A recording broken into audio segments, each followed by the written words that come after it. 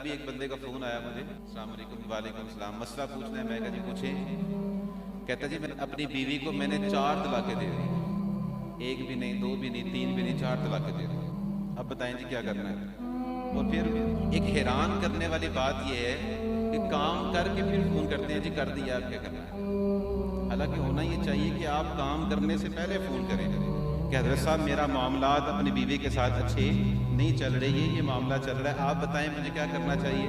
वो जनाब सारी तलाक़ें दे के सारे मामलात बिगाड़ के फिर आ जाते हैं जी बताएं अब क्या करना है। वो तरले करता रहा बंदा मेरे कि जनाब कोई हल बता दें, कोई हल बता दें।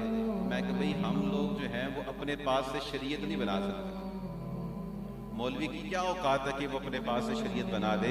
हमारा काम इतना है जो कुरान में लिखा है वो आपको बता देना है, हमारा काम इतना है जो हदीस में लिखा है वो आपको बयान कर देना है। हम खुद से तो शरीयत नहीं बना सकते ना। वो कहता है जी मुझसे 1 लाख रुपए ले लें आप, 4 तलाक़ें दे दी बीवी को, मुझसे 1 लाख रुपए दे दे। मैं कहा यार तू मुझे 1 करोड़ रुपया भी दे दे, पर मसला वही है जो कुरान और हदीस में बयान हुआ है।